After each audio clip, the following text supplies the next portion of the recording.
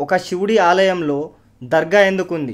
దర్గా హటావో వేములవాడ బచావో అనే నినాదాలు ఎందుకు వస్తున్నాయి? ఒక హిందూ ఆలయంలో దర్గాని ఎలా కట్టనిచ్చారు? దీన్ని హిందువులు ఎలా తీసుకుంటున్నారు? ఒక హిందూ ముస్లిం స్నేహం వల్ల ఇలా జరిగిందా, లేదా దేవుడిచ్చిన వరం వల్ల జరిగిందా?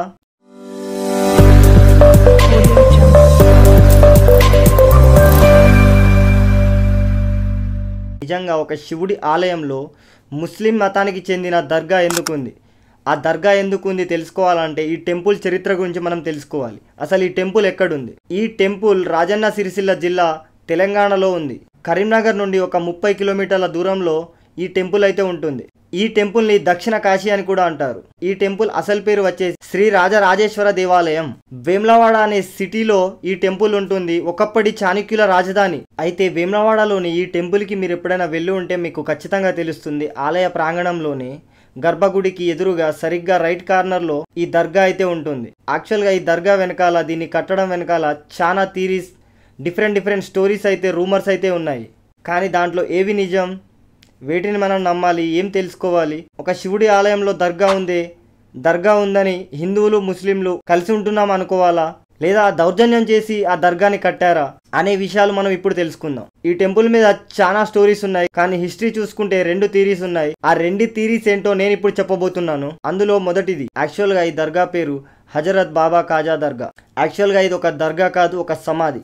అయితే వేములవాడలో కొలువైన ఈ శివలింగం అత్యంత పవిత్రమైన క్షేత్రం, దక్షిణ కాశీ అని కూడా అంటారు. అయితే ఈ మహాశివలింగాన్ని దర్శించుకోవడానికి హిందువులు వేల సంఖ్యలో వచ్చేవారు. అలా భక్తులు ఈ మహాశివలింగాన్ని దర్శించే సమయంలో నిజాం పాలకుల్లో ఒకడైన హజరత్ కాజా తన బలగాలతో వచ్చి ఈ దేవాలయంలో ఉన్న హిందువులపై దాడి చేసి ఆ మహాశివలింగాన్ని చేతులతో తాకి అపవిత్రం చేస్తాడు. అలా మహాశివలింగాన్ని అపవిత్రం చేసి హజరత్ కాజా అక్కడి నుండి వెళ్ళిపోతాడు. హజరత్ కాజా వెళ్ళిపోగానే హిందువులు మళ్ళీ ఆ క్షేత్రాన్నంతా శుభ్రం చేసి ఆ మహాశివలింగాన్ని మళ్ళీ పూజించడం మొదలు పెడతారు. ఇది తెలుసుకున్న హజరత్ కాజా మళ్ళీ తన బలగాలతో వచ్చి, ఈసారి హజరత్ కాజా ఏం చేస్తాడంటే ఆ మహాశివలింగం దగ్గరికి వెళ్ళి దానిపై మూత్ర విసర్జన చేసి అపవిత్రం చేసి అక్కడి నుండి వెళ్ళిపోవడానికి చూస్తాడు. అది చూసిన హిందువులందరికీ ఒక్కసారి ఆగ్రహం వచ్చి హజరత్ బాబా కాజాను అక్కడికక్కడే హిందువులందరూ కలిసి అక్కడే చంపేస్తారు. తన బలగాలతో సహా అందరినీ అక్కడే హిందువులు చంపేస్తారు. అయితే ఈ తిరుగుబాటును చూసి, అయితే ఈ విషయం తెలుసుకున్న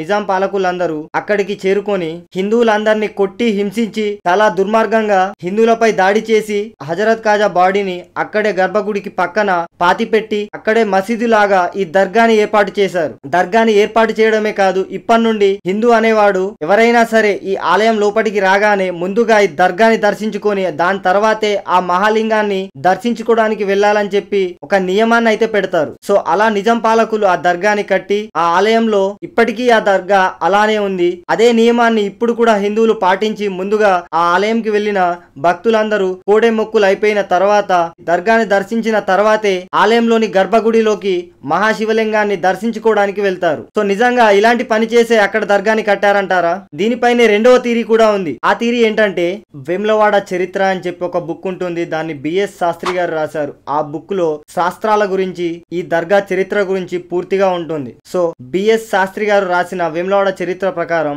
ఈ దర్గాని సూఫీ దర్గా అని అంటారని, అయితే ఆ కాలంలో ఈ మహాశివలింగాన్ని ధ్వంసం చేయడానికి ఒక సూఫీ తన సైన్యంతో వచ్చి ఈ ఆలయం లోపలికి ప్రవేశించి భక్తులను హింసించి అందరిని వెళ్ళకొట్టి మహానంది కొమ్ములను విరగొట్టి అమ్మవారి ముక్కు పుడకను కూడా తీసుకెళ్లడానికి ప్రయత్నిస్తాడు. ఇలా అతను చేయడం చూసిన అక్కడి ప్రజలు, భక్తులు ఒక్కసారిగా ఈ సూఫీ సైనికుడి మీదకి దాడి చేయడం మొదలు పెడతారు. అలా దాడికి పాల్పడిన అక్కడి ప్రజలు, భక్తులు ఆ సూఫీని అక్కడికక్కడే మట్టు పెడతారు. అయితే ఔరంగజేబ్ కాలంలో మొఘల్స్ అధికారులు ఈ టెంపుల్ ని పడగొట్టి అక్కడ ఒక పెద్ద దర్గాని కట్టాలని చెప్పి నిర్ణయం తీసుకుంటారు. కానీ అక్కడున్న భక్తులు గాని ప్రజలు కానీ దానికి ఒప్పుకోరు. సో అప్పటి మొఘల్స్ అధికారులు ప్రజలతో ఒక ఒప్పందం చేసుకుంటారు.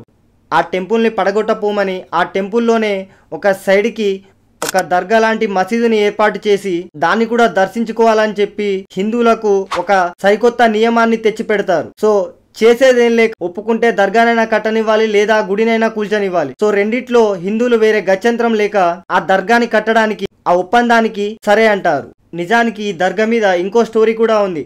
మన హిందూ మైథాలజీస్ ప్రకారం ఈ దర్గా ఉన్న స్థలాన్ని వాలుబండ అని అంటారు. యాక్చువల్గా శివుడికి ఒక ముస్లిం భక్తుడు ఉంటాడు. ఇది ఒక శివ భక్తుడి సమాధి.